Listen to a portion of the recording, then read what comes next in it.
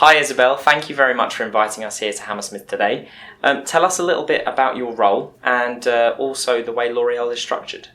Yeah, of course. Thank you for giving me this opportunity. So I'm in charge of HR for L'Oréal UK and Ireland. The way we operate, we're structured with 4 different divisions: the consumer product division, the professional division, luxe and active cosmetics. And from an HR perspective, we're mirroring our business structure. So we have HR business partner looking after each of our division. And then we have shared services with learning, reward and recruitment that operate across the board and provide a service for this different division. Recently, yourself and the CEBR conducted a survey all about globalised workforces. What were some of the more surprising results for you from that? There were not so much surprising results because it was actually quite aligned with what we were observing ourselves. For example, the fact that global career are clearly a way to increase retention of your staff. Probably one thing that was surprising is global career and women. Because what the report was saying is that initially you had lots of women wanting an international career, and then you could see a dropout, which we don't see at L'Oréal. So actually we have half of our workforce, half of our expatriate population that are women working abroad, and it's consistent all the way through. So we don't observe a drop when a woman reaches 35. Why do you think that for L'Oréal it's consistent, whereas in other companies it might be dropping? Because we have strong program in place to support our women leader and to develop our women leader. And when we are moving people abroad, whether actually you're a woman or a man, we have a number of supporting initiatives to help the family move abroad. And I think it's probably some of the reasons why we're maintaining this consistency. And for the individuals that have acquired these global career skills, what benefit is that for them? A number of benefits. Obviously, probably one you would think first is skills languages, because when you move abroad, and actually one of the things that we do is we provide language lessons for our employees who move abroad, because it's very important that they are able to speak the language in which they operate and they are able to interact with their team in this language. But more importantly, I think it's the ability to adapt to a new context, a new culture, to understand on a specific market the consumer needs, which means that when they come back to their home country or to a different country, they will have learned a different level of complexity. They will be able to look at the same thing but with different lenses, and therefore tackle the true challenges that needs to be tackled in any business. With those skills, obviously there is the ability to maybe recruit from across the globe and acquire people that already have this varied perspectives, or you have the option to develop them. Which at L'Oréal do you prefer to do, or is it a balance of the two? Well, we have a very entrepreneurial spirit at L'Oréal, so actually we encourage for our own employees to come up with new ideas, to look at things through different lenses. So we believe that these are skills that we develop in our own employees, and therefore that they will really be able to apply when moving abroad. This being said, and it's not specific to global career or not, the way we develop talent at L'Oréal is through a mix of both talents growing from within and then talent acquisition as well. You briefly mentioned earlier about the retention value in allowing employees to sort of expand across the globe. Tell us a little bit more about that.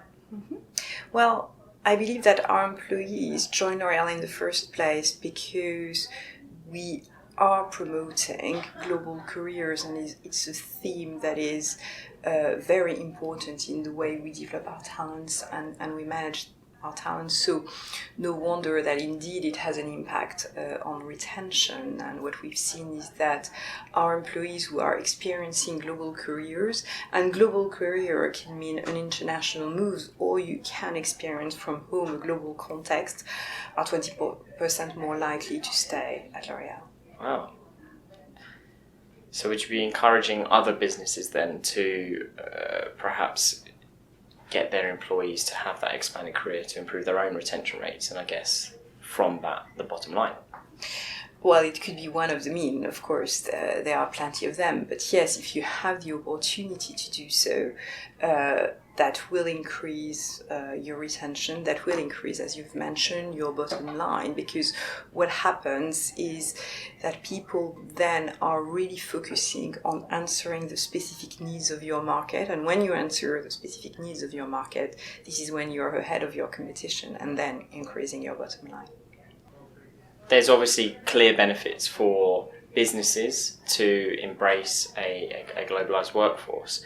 But in terms of the individuals as well, I mean, yes, we've touched on the development side of things, but what else is there in it for the individual that they can gain from having a career that expands across the globe?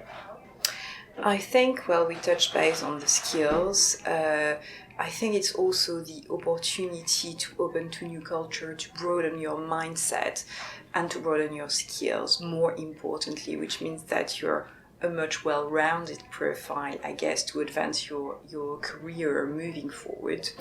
The report quoted that it would add as well earnings to your salary, and the people who were having global career were more likely to earn more, which you could see as a benefit, but I would probably more put an emphasis on the intangible and the way you can broaden your skill through a global career and therefore developing a global mindset.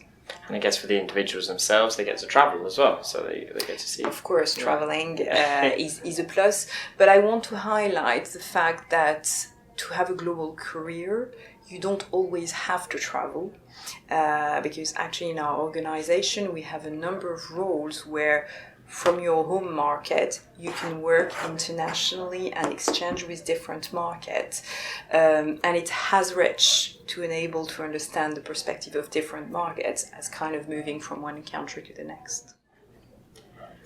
It seems that at L'Oréal the opportunities are quite obvious. But the findings from the report showed that a lot of employers don't really communicate internally with their employees about the opportunities that there are. So what would you say to those businesses to help get the message out there? Well, we encourage our employees to show their ambition and, of course, to disclose what they want to do. For example, in our what we call our MAP form, which is our evaluation system, our employees have an opportunity to say that they want to move internationally or they want to move to the next challenge. We held here every year a career month where we have many opportunities to meet with employees who have moved internationally or who have interesting career in a local market, and it's an opportunity to answer all the kind of question you may ask. So it's really about encouraging a culture of transparency where you feel free to talk about your ambition. Career management is a dual responsibility. It can't be simply the ownership of the company or the employee, but the two needs to meet somewhere. It's great that you give employees the chance to say, I want to move internationally. From a HR side of things, what does HR need to do when moving talent across the globe? What kind of issues do they need to be aware of and should address? Mm-hmm. So we touched base on the language skills, for example, and for sure HR needs to be able to provide the right training that will enable someone to immerse in a new language. We touch base on the support that we give for family and how you effectively move one family from one place to the next. And we have support network to help also the partner find a job, because this is sometimes what is a blocker in any mobility. We offer also cultural immersion, because it's one thing to move from one country to the next. It's another thing to truly understand understand the nitty-gritty of a culture and to be able to interact in a new environment. Mentoring can also help, and when we have people moving to a new role, we give them a mentor to help decode the new environment, the new culture. So it's a set of tools and support that you need to provide to make sure that this move is a successful move.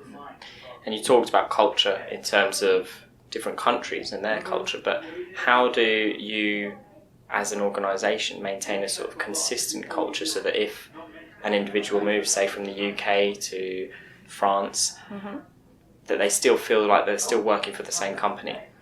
Well, our company has been operating for more than 100 years, and we have a strong culture and, more importantly, strong values that are the same across our countries and that kind of travel in many different ways.